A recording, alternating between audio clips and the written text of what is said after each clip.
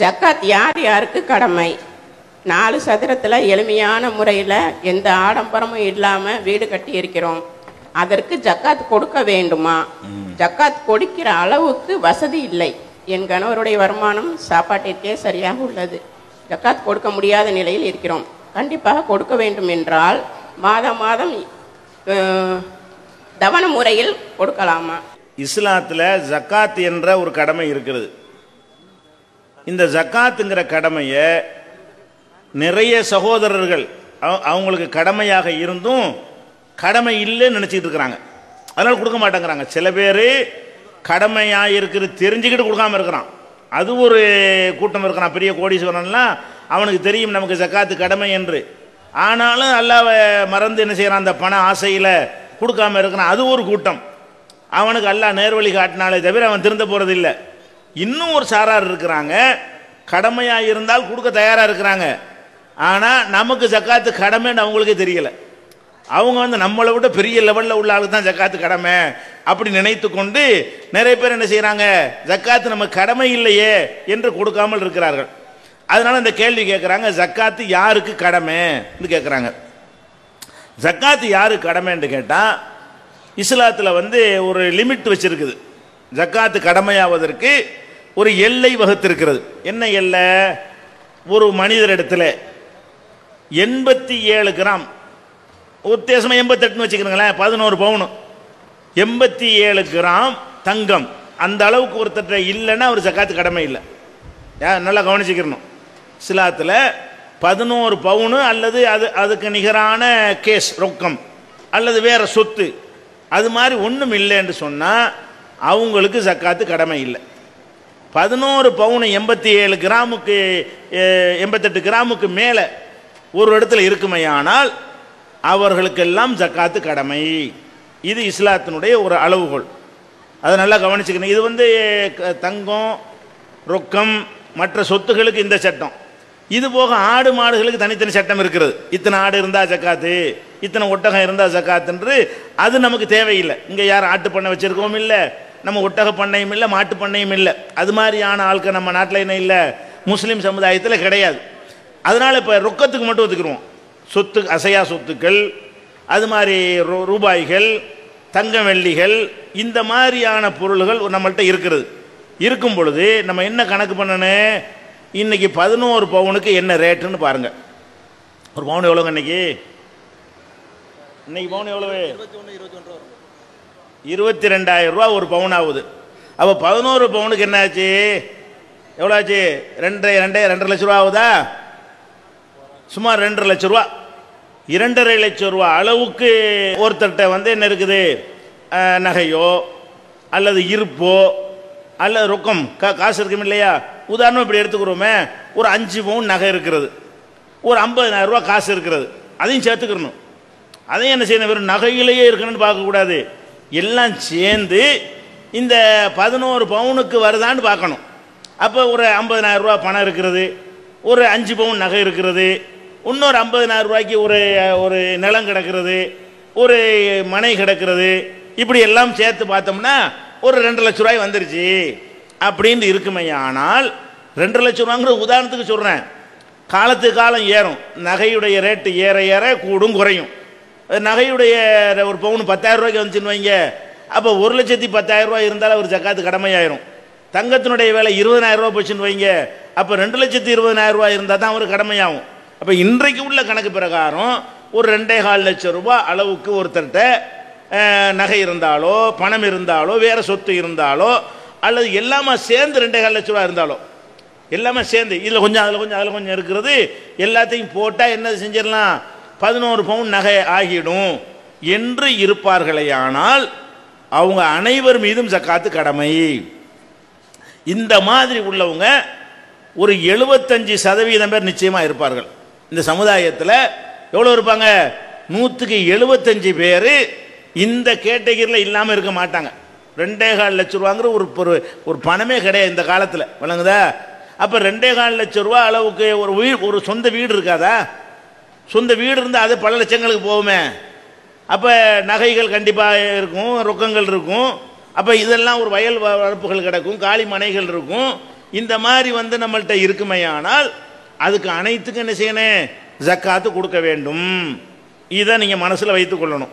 இப்போ வந்து எனக்கு ஒரு வீடு இருக்கிறது, சொந்தமாக ஒரு வீடு இருக்கிறது, அது ஒரு 10 லட்ச ரூபா பெருமானம் இருக்குது. ஆனால் வந்து நகை நட்டு ஒன்றுமே இல்லைன்னு வைங்க, ஒரு 10 லட்ச ரூபாய்க்கு வீடு மட்டும் வச்சுருக்கிறேன், மாதம் மாதம் ஒரு சம்பளம் வாங்கி சோத்துக்கு தான் சரியாக இருக்குது, இப்படி இருக்கிறேன்னு வைங்க. இப்போ வந்து என்ன ஒரு கேள்வி வரும்னு கேட்டால், 10 லட்ச ரூபாய் இருக்க வீட்டுடைய மதிப்பு 10 லட்ச ரூபா தானே, 10 லட்ச ரூபா இருந்த ஜக்காத்து கடமை தானே, 2 காலுக்கு மேலே போச்சா இல்லையா? அப்போ அவர் மாதம் மாதம் வாங்கி திங்கிற அளவுக்கு அது இருந்தால் கூட இந்த 10 லட்ச ரூபாயுடைய அந்த சொத்துக்கு விரும்பி ஜக்காத்து கடமை இருக்கிறது. அவ்வளோ பெரிய ஒரு மதிப்புள்ளைய அல்லாஹ் வந்து அவர் கொடுத்துருக்கிறான், அதுக்கு உரிய வரியை செலுத்தி ஆக வேண்டும். ஏழைகளுக்கு சேர வேண்டிய பங்கு நம்மளிடத்தில் இருக்கக்கூடாது. அப்போ அந்த மாதிரி நம்ம கணக்கிட்டோமே ஆனால் அதுக்கு என்ன செய்யணும், கணக்கு பண்ணி ஜக்காத்து கொடுக்கணும். ஆனால் ஒரே அடியாக கொடுக்க முடியாது. உங்களுக்கு ஒரே அடியாக கொடுத்தல் என்பது என்ன செய்யாது, மாதம் மாதம் சம்பளம் வாங்கக்கூடிய ஒருத்தருக்கு வந்து ஒரே அடியாக 10 லட்ச ரூபாய் கொடுக்குறாருந்தா என்ன செய்யணும், 25,000 ரூபா கொடுக்க வேண்டும். 25,000 ரூபா ஒன்ஸ் கொடுக்க முடியுமா? மாதம் 3,000 ரூபா 4,000 ரூபா 5,000 ரூபா சம்பளம் வாங்குறவருக்கு வந்து அது சாத்தியப்படாது. ஆனால் நம்ம என்ன பார்க்கணும், நான் 3,000 ரூபா தானே வாங்குறேன், நான் 5,000 தானே அப்படி பார்க்காம ஒரு குடிசையில் இருக்கிறான்ல, பிளாட்பாரத்தில் இருக்கிறான்ல, அவனை விட நம்ம மேலே இருக்கிறோமா இல்லையா? சொந்தமாக ஒரு வீடு இருக்குது, சாதாரண விஷயமா? சொந்த வீடு இல்லாமல் காசாக இருந்தால் என்ன செஞ்சிருப்பிய? வீடே உங்களுக்கு இல்லை, இப்போ தான் ஒரு 10 லட்ச ரூபா கையில் வந்திருக்கு, நாளைக்கு போய் வீடு வாங்க போகிறீங்க, இப்போ கொடுக்கணுமா இல்லையா? அப்போ சட்டம்னா எல்லாரும் சமமாக இருக்கணுமா இல்லையா? ஒருத்தனுக்கு ஆல்ரெடி 10 லட்ச ரூபாய்க்கு அவன்கிட்ட வந்து வீடு இருக்கிறது, அவனுக்கு கொடுக்க வேண்டிய, சில ஆளுக்கு 10 ரூபா கொடுக்குறாங்க, அது கொடுக்க வேண்டியது இல்லை. குடியிருக்கிற வீட்டுக்கு இல்லை, குடியிருக்கிற வீட்டுக்கு இல்லைன்னு ஒரு ஹதீஸும் கிடையாது, ஆதாரப்பூர்வமாக ஹதீஸ் கிடையாது, லைஃபான பலவீனமான ஹதீஸ் தான் இருக்கிறது. அப்போ குடியிருக்கிற வீட்டுக்கு இல்லைங்கிற மாதிரி எல்லாம் மார்க்கத்தில் சட்டம் கிடையாது. குடியிருக்கிற வீடு சொந்த வீடாக இருக்குமே ஆனால் அது உங்களுடைய சொத்தா இல்லையா? அல்லாஹ் குர்ஆன்ல என்ன சொல்லி காட்டுறான்டா, ஹுது மின் அம்வாலிஹிம் சதகா, அவங்களுடைய சொத்துக்களிலிருந்து ஜக்காத்தை வசூல் பண்ணுன்னு அல்லாஹ் சொல்கிறான். அப்போ சொத்துண்டு எதெல்லாம் வருது அவ்வளோக்கும் ஜக்காத்து உண்டு. அப்போ சொந்த வீடு சொத்து தானே. அப்போ நம்மிடத்தில் ஒரு வீடு இருக்குமே ஆனால் என்ன செய்யணும், நம்ம ஒரு 10 லட்ச ரூபா வீடு ஒரு 25,000 ரூபா கொடுக்க வேண்டும்னு சொல்லி அதை 2 ரூபாயா எடுத்து வச்சு என்ன செய்யலாம், மாதம் மாதம் கொடுத்து முடிச்சிடலாம். ஒரு தடவை தான் கொடுக்கணும். சில பேர் வருஷம் என்ன பண்ணிட்டாங்கன்னு கேட்டால், கொடுத்த வருஷம் கொடுக்கணும் அப்படின்ற ஒரு அர்த்தம் இல்லை, ஆதாரம் இல்லாமல் ஃபத்வா கொடுத்த காரணத்தினால எவனும் கொடுக்க மாட்டேங்கிறான். வருஷம் எப்படி கொடுக்கறது, ஒரு பொருளுக்கு திருப்பி திருப்பி எப்படி கொடுக்கறது, மேற்கொண்டு வர்றது கொடுக்கலாம். இன்னைக்கு உங்கள்கிட்ட 10 லட்ச ரூபா பணம் இருக்குது, இதுக்கு நீங்கள் 25,000 ரூபா ஜக்காத்து கொடுத்துட்டீங்க, அதுக்கப்புறம் இந்த 10 லட்ச ரூபாய்க்கு ஜக்காத்து கொடுக்க தேவையே கிடையாது. அடுத்த வருஷத்துக்கு இந்த 10 லட்ச ரூபாயோட இன்னும் 2 லட்ச ரூபா சேருது, இந்த 2க்கு மட்டும் கொடுங்க. இந்த 10 லட்ச ரூபாய்க்கு நீங்கள் இந்த வருஷம் கொடுத்துட்ட காரணத்தினால அடுத்த வருஷம் கணக்கு பார்க்குறீங்க, 12 லட்ச ரூபா இருக்குது. அப்போ இது போன வருஷம் உள்ளுக்கு நம்ம கொடுத்துட்டோம், மீதி ஒரு 2 ரூபா நம்மள்ட்ட அதிகமாக இருக்குது, 2 ரூபாய்க்கு நம்ம கொடுக்க வேண்டி இருக்குது. அப்படி தான் ஜக்காத்து இருக்கே தவிர ஒரு தடவை தான் கொடுக்க வேண்டும். இப்போ நம்ம வீடு இருக்கிறது, இந்த வீடு வந்து ஏழைகளுடைய ஹக்கு அதில் சேர்ந்துருக்கிறது, நம்ம அதுக்குரிய ஜக்காத்தை கொடுத்து தூய்மையாக்கி கொண்டோமே ஆனால் அல்லாஹ்வுடைய பரக்கத்து இருக்கும். அப்படி நினைத்து நம்ம கொடுத்தோமே ஆனால் கண்டிப்பாக ஜக்காத்து வந்து என்ன செய்யும், நம்மளோட பொருளாதாரத்தை வந்து வளர்க்கத்தான் செய்யும். அல்லாஹ் குர்ஆனில் சொல்லி காட்டுறான், இன்னல்லாஹ யுர்பி சதகாத், அல்லாஹ் வந்து தர்மங்கள் செய்வதை வளர்க்கிறான். தர்மம் செஞ்சீங்க என்று சொன்னால், ஜக்காத்து கொடுத்தீங்க என்று சொன்னால் அது பெருகத்தான் செய்யும். கொடுக்காம இருந்தால் தான் நம்மளை விட்டு போய்விடும், கொடுத்தால் போகாது. இந்த மாதிரி எல்லாருமே இதை கணக்கு பண்ணி ஏழைப்பாளையில் கொடுத்தோன்னு வைங்க, வறுமையே இருக்காது. சோத்துக்கு இல்லாமல் ஒருத்தன் ஜாவ மாட்டான், எந்த ஒரு கஷ்டமும் யாருக்குமே இருக்காது. இஸ்லாம் சொல்லக்கூடிய முறையில் அனைவரும் இதை கணக்கு பண்ணி ஒவ்வொருத்தரும் ஜக்காத்து கொடுக்கறதை தங்கள் மீது யார் யாருக்கெல்லாம் நகை வச்சிருக்கிறாங்க, நகை வச்சு ஜக்காத்து கொடுக்க மாட்டேங்கிறாங்க. 50 பவுன் நகை இருக்கிறது, ஏன் கொடுக்க மாட்டேங்கிறாங்கன்னா இவங்க தப்பான தீர்ப்புனால கொடுக்க மாட்டேங்கிறாங்க. எப்படி 50 பவுன் நகை இருக்குதா, இந்த வருஷமும் நீ கொடுக்கணும், அடுத்த வருஷமும் அதுக்கு கொடுக்கணும், அடுத்த வருஷமும் அதுக்கு கொடுக்கணுங்கிறாங்களா? ஆஹா, நம்மளை ஓட்டாண்டி ஆக்கிறவங்க போல இருக்க, வருஷம் கொடுத்து 50 45 போய் இப்போ 40 போய் 30 போய் 20 போய் 10 போய் நம்மளை ஜக்காத்து வாங்க வச்சிருவாங்க போல இருக்க அப்படிங்கிற மாதிரி மக்கள் நினைக்கிறாங்க. மனிதனுடைய சுபாவம் அது. மார்க்கத்தில் அப்படி சொன்னால் நம்மளும் சொல்லிக்கலாம், மார்க்கம் அப்படி சொல்லலை. மார்க்கத்தில் வந்து கொடுத்த பொருளுக்கே திருப்பி திருப்பி ஜக்காத்து கூடு என்று மார்க்கம் சொல்லவில்லை. அதனால என்ன செய்யணும், 50 பவுன் இருக்குதா கணக்கு பண்ணி அதில் வந்து 1.25 பவுன் எடுத்துட வேண்டியதான். 50 பவுன் நம்மகிட்ட இருந்துச்சுன்னு சொன்னால் 1.25 பவுன் நம்முடையது இல்லை, 2.5%, 100க்கு 2.5. எவ்வளோ கொடுக்கணும்? ஜக்காத்துடைய அளவு 100க்கு 2.5, 100 ரூபாய்க்கு 2.5 ரூபாய், அல்லது கணக்கு 40க்கு 1ன்னு வச்சுக்கிறங்க. 100க்கு 2 கூட சொல்லிட்டு போங்க, அல்ல 40க்கு 1, ஒவ்வொரு 40 ரூபாய்க்கு 1. 50 பவுன் இருக்குல்ல, 40 பவுனுக்கு 1 பவுன் போயிடும். அப்புறம் 10 இருக்குல்ல, அதுக்கு ஒரு 1/4 பவுன் போயிடும்.